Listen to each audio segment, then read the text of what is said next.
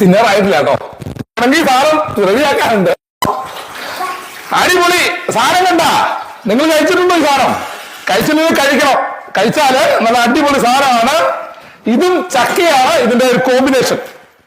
ഇതിന്റെ കൂടത്തിൽ ഇവനും കൂടെ അങ്ങോട്ട് ചേർക്കണം. ഇതിനെ നമ്മൾ പറയുന്നത് പൊസക്കെട്ട് എന്നാ പറയുന്നത്. ഇത് എന്താ അതിന്റെ പേരെന്ന് പറയും, പക്ഷെ ഇതിന്റെ പേര് എനിക്കറിയില്ല. ഇതിനെ പൊസക്കെട്ട് എന്നാ പറയുന്നത്. കാരണം ഇത് ഇങ്ങനെ താള് പോലെ ഇരിക്കും. നമ്മുടെ നാട്ടിലൊക്കെ ഈ സാധനം ഭയങ്കര ഫേമസ് ആയി. ഇപ്പൊ കടകളിലൊക്കെ കിട്ടും, ആളുകളൊക്കെ മേടിച്ച് കഴിക്കുന്ന സാധനമാണ്. നമുക്കിത് എങ്ങനെ ഉണ്ടാക്കുന്നത് ഞാൻ കാണിച്ചു തരാം. ഈ നെയ്യുള്ള ഭാഗം ഇത് പയ്യെ വിടിയിച്ചെടുക്കണം. വിടിയിച്ച് ഈ നെയ്യ് അങ്ങ് മുറിച്ച് കളയുക. നെയ്യ് ഉപയോഗിക്കേണ്ട, നെയ്യ് കളഞ്ഞാൽ മതി. നെയ്യുള്ള ഭാഗമേ നമുക്ക് നെയ്യ് വേണമെങ്കിൽ കപ്പ കൊടുക്കുന്നവർക്കൊക്കെ വേണം ഇടാം, പക്ഷെ അത് കൊളസ്ട്രോൾ കൊള്ളത്തില്ല. അത് നമ്മൾ പൊളിച്ച് കഴിയുമ്പോൾ ഇതുപോലെ തന്നെ ആ നെയ്യ് അങ്ങോട്ട് പൊളിച്ച് മാറ്റി. നമുക്കിപ്പോ കുടല് തന്നെയായി ഇതുണ്ടോ, കുടലിൽ നാം തന്നെ നെയ്യ് അങ്ങോട്ട് പൊളിച്ച് മാറ്റിയിട്ട് ഈ പരുവാക്കി. ഇതിപ്പോ നമ്മളതിന്റെ നെയ്യ് കളഞ്ഞിട്ടേ ഉള്ളൂ. ഇനി ഇത് മറിക്കണം.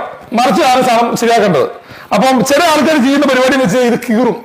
ഇതിപ്പോ ഞാൻ ചെയ്യുന്നത് അങ്ങനെയല്ല. ഇതിനുണ്ടോ, ഇതൊരു വടി ഉപയോഗിക്കും. വടി ഉപയോഗിച്ച് ഈ സാധനം മറിക്കും. ഇപ്പൊ ഇതിന്റെ അതിലേക്ക് കുത്തി കൊടുത്തിട്ട് ഈ സാധനം മറിച്ചു വിടും. അങ്ങനെയാണ് ഞാൻ സാധാരണ ശരിയാക്കുന്നത്. ഇത് മുഴുവൻ മറിച്ചെടുത്തിട്ട് ഇതൊരു പാത്രത്തിലേക്ക് മാറ്റുക.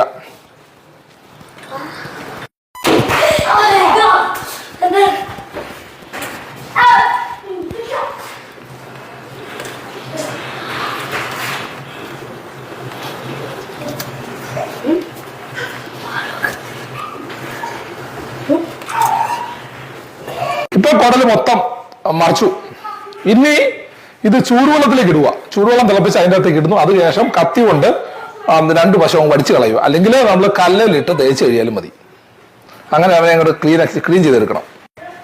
ഇത് ഓൾറെഡി നന്നാക്കിയതായതുകൊണ്ട് കുഴപ്പമില്ല. ഇതൊന്നും ചെയ്യാനില്ല. ഇനിയിപ്പോ ഇത് ഒന്ന് കഴുകി വാരിയിട്ട് നുറുക്കി എടുത്താൽ മതി. ഇറച്ചി നുറുക്കുന്നവരെ നുറുക്കി എടുത്താൽ മതി. ഇപ്പൊ നമ്മള് ഇതെന്താ, ഇത് നന്നാക്കി എടുത്തു, മറിച്ച് എല്ലാം തേച്ച് കഴുകി എടുത്തു. ഇത് നമ്മളിപ്പോ നുറുക്കി. ഇതിനിപ്പോ നുറുക്കാൻ പോവാ. അത് നുറുക്കിയിട്ട് ഇനി അതിന്റെ അരപ്പൊക്കെ കൂട്ടി നമ്മൾ ഇടുക. ഇനിയിപ്പോൾ വെള്ളമൊന്നും ഒഴിക്കുന്നില്ല. ഇതിനകത്ത് തന്നെ വെള്ളമുണ്ട്. അപ്പൊ വെള്ളം ഇതിനകത്ത് ഉണ്ടായിക്കോളും.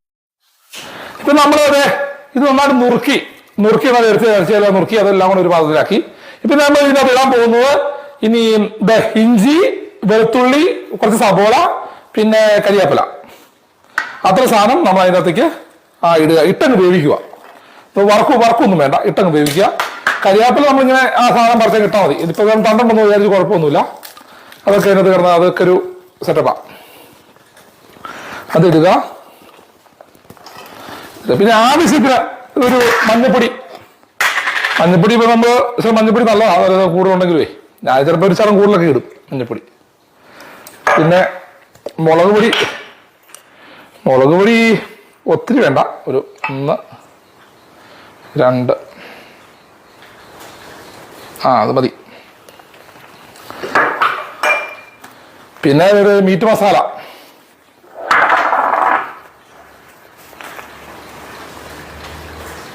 ഇത് വേണമെങ്കിൽ ലാസ്റ്റ് വേണമെങ്കിൽ ഇട്ടാൽ മതി. ഇത് വെന്ത് കഴിയുമ്പോഴേ വെന്ത് കഴിഞ്ഞിട്ടാൽ മതി. ലാസ്റ്റ് ആണ് ഇതിന്റെ മെയിൻ കൂട്ട്. കൂട്ട് നമ്മുടെ മല്ലിപ്പൊടി.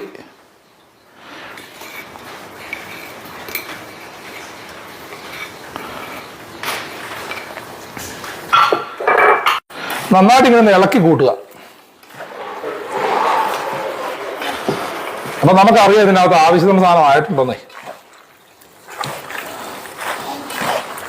ഇതിന് വെള്ളമൊന്നും വേണ്ട. ഇതിപ്പോ ഒരു പാത്രം നിറച്ചുണ്ട്. നമ്മൾ നോക്കുമ്പോൾ ഇത് പാത്രം നിറച്ചുണ്ട്. പക്ഷെ ഈ പാത്രം നിറച്ചുണ്ടെങ്കിലും ഇതിനകത്ത് വെള്ളമാണ് കൂടുതൽ. ഇപ്പൊ ഇത് മുഴുവൻ പറ്റിയിട്ട് ഒരു കുറച്ചാവും. ഇത് ഒരു ഇത്ര കിലോ ഉണ്ടെന്ന് പറഞ്ഞിട്ട് കാര്യമില്ല. ഇതിനകത്ത് മുഴുവൻ ഈ വെള്ളം പിടിച്ചിരിക്കുന്ന ഈ സംഭവം. ഇറച്ചി പോലെയുള്ള പൊലിമയില്ലേ ഇതിന്.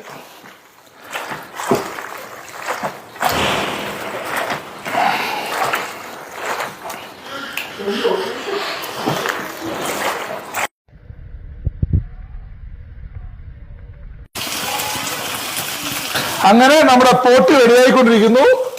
പോട്ടിക്ക് എന്നാ ചെയ്തെന്ന് വെച്ച് കഴിഞ്ഞാൽ ശകലം കടുക് പൊട്ടിച്ചു ഇവരെയും കിട്ടും. ഇനി ഇതിന്റെ അധികം കുറച്ച് കുരുമുളക് പൊടി ഇട്ട് കഴിഞ്ഞാൽ സൂപ്പർ. അങ്ങനെ ചക്കയും പോട്ടി ഒലത്തിയും സംഭവം റെഡി. ഇങ്ങനെയാണ് നമ്മൾ പോട്ടി ഉണ്ടാക്കുന്നത്. അപ്പൊ അടിപൊളി പൊട്ടിയും കപ്പയും ചക്കയും റെഡിയായിരിക്കുവാണ്. അത് കഴിക്കാൻ പോവാണ്. അപ്പം നിങ്ങളും ഇങ്ങനെ ഉണ്ടാക്കുക, കഴിക്കുക. പോട്ടി ഇഷ്ടമുള്ളവർക്ക് ഇങ്ങനെയാണ് ഉണ്ടാക്കുന്നത്. അപ്പം നിങ്ങൾക്ക് ഇഷ്ടമാണെങ്കിൽ ഉണ്ടാക്കി കഴിക്കുക. നോക്കണം.